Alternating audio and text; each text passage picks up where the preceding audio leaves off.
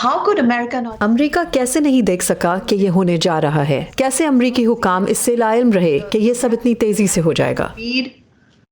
I think they didn't see the rapidity of it. میرے خیال میں وہ یہ اندازہ نہیں لگا سکے کہ یہ اتنا جلدی ہونے جا رہا ہے. یہ سچ ہے اور فی الحال تو ایسا لگتا ہے کہ یہ ہماری انٹیلیجنس کے لوگوں کے لیے بھی حیران کن تھا. میں حکومت میں نہیں ہوں اس لیے میں نہیں کہہ سکتا، لیکن ایسا لگتا ہے کہ یہ بہت حیران کن تھا کہ یہ سب اتنا جلدی ہوا اور افغان فوج نے یہ سوچا کہ یہ لڑائی لڑنے کا فائدہ نہیں. جو سوال کیا جانا چاہیے تھا وہ یہ کہ کیا وہاں ایک پائیدار ملک موجود تھا؟ کیا وہاں کوئی ایسا نظام تھا جو امریکہ کی عسکری امداد کے ختم ہونے پر بھی قائم رہتا؟ اور بہت سارے لوگ اس کے بارے میں خبردار کرتے آئے ہیں. انٹیلیجنس کمیونٹی کے بہت سے لوگ، خاص طور پر میرے خیال میں سگار جو افغانستان کا خصوصی تفتیش کار ہے.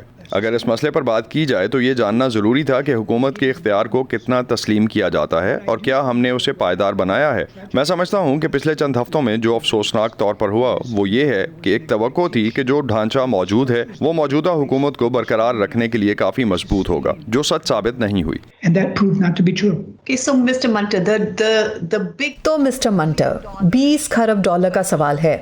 امریکی فوج اور انٹیلیجنس پچھلے 20 سالوں میں کیا کر رہی تھی؟ last 20 years. We had people rotating in 6 months a year. ہمارے لوگ وہاں بہت کم عرصے کے لیے ہوتے تھے، لوگ جو صرف 6 ماہ کے لیے وہاں جاتے تھے جس سے انہیں مضبوط تعلقات بنانے کے لیے وقت نہیں ملتا تھا. تو اگر آپ کسی صوبے میں سویلین یا فوجی لیڈر ہیں، جیسے ہی آپ کا اعتماد کا رشتہ بننے لگتا تھا، آپ لوگوں کو جاننے لگتے تھے، آپ کی ٹرانسفر ہو جاتی تھی اور اس کے ساتھ ہی آپ کی معلومات بھی آپ کے ساتھ چلی جاتی تھیں. تو اس وجہ سے بہت اچھے کام کو جسے 20 سالوں کے عرصے میں بہت سے لوگوں نے کیا، اسے برقرار رکھنا مشکل ہو گیا.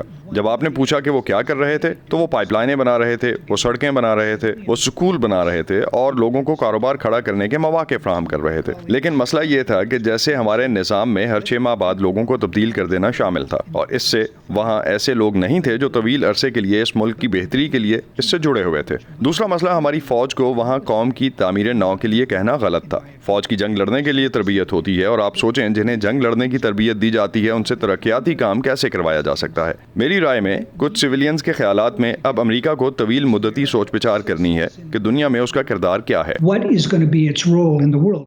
مسٹر منٹر، اب کیا لاہے عمل ہونا چاہیے؟ اب امریکہ کیا کرے گا؟ اگلا قدم کیا ہو سکتا ہے؟